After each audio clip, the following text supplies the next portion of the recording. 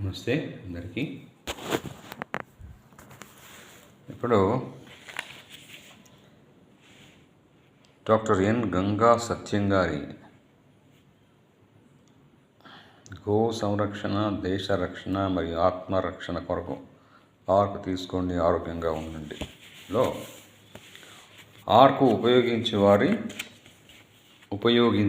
అనుభవములు continuation చూద్దాం. కొద్ది కాలం క్రితం ఒక బంధుమిత్రుడు పేరు సుబ్బరాజు గారు చాలా విలువైన ఔషధాలంటూ కొన్ని బాటిల్స్ తీసుకొని వచ్చారు. అవేవో దక్షిణ అమెరికా, బ్రెజిల్ మహారణ్యాల్లో ఉండే ఔషధీ వృక్షాల నుండి తయారు చేసినవని చెప్పారు. వెల మాత్రం 200 ml, సీసా 2000,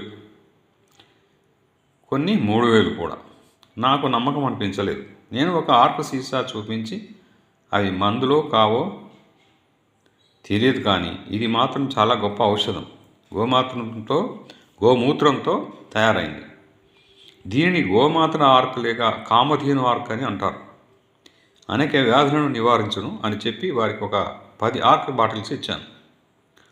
వారు ఎంతో ఆసక్తితో తాము వాడుతూ ఇతరులు కొద్దిమంది చేత వాడించారు. అంతే, వారు ఆడిన ప్రతి వారు తమకున్న ఏదో ఒక అనారోగ్యం నివారణ కావడం గమనించారు.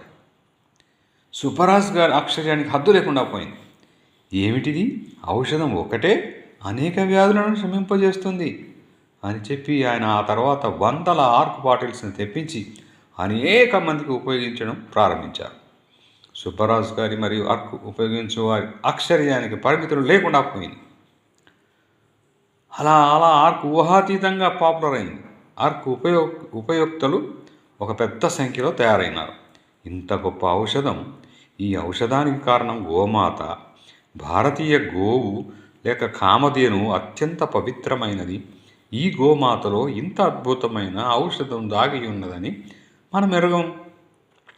ఈ విషయం జనానికి తెలియదు కాబోలు. లేకుంటే ఇలాంటి అనర్ఘరత్నాన్ని కోతకు ఎందుకు పంపుతారు? ఎలాగైనా మనం గోమాతను కాపాడాలి, రక్షించుకోవాలి. ఎలా?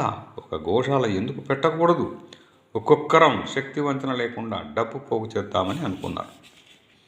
ఇంతలో కడప జిల్లా ప్రొద్దుటూరు సమీపంలో సంగాలపల్లి గ్రామంలో శ్రీ కల్లూరి రాజశేఖర్ రెడ్డి గారు శ్రీ శివకృష్ణ గోశాల పేర ఒక గోశాలను ప్రారంభించబోతున్నట్లు తెలిసింది.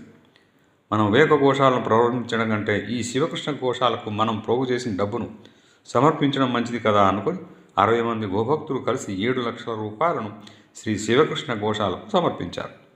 గోశాల ప్రారంభోత్సవం బ్రహ్మాండంగా జరిపారు.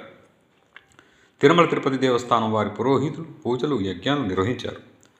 ఒంగోలు, పొంగనూరు ఆవులు శ్రీకృష్ణ గోమాతల శిలా విగ్రహాలను ప్రతిష్టాపించుట, విశిష్టులైన నాయకులు, పండితులు, అధికారులు, రైతులు, బాలబాలికలు, మాతృమూర్తులు అంతా కలిసి 600 మంది గోభక్తులు పాల్గొన్నారు.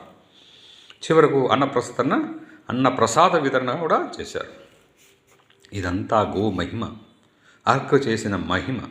ప్రజల్లో గోభక్తి లేదని కాదు, దాన్ని అర్థం చేసుకునే ప్రభుత్వాలు కూడా ఉంటే దేశమంతా అది వ్యాధిరహితంగా, సస్యశ్యామలంగా, మహావైభవపేతంగా కావడానికి ఎంతో కాలం పట్టదు. Thank you.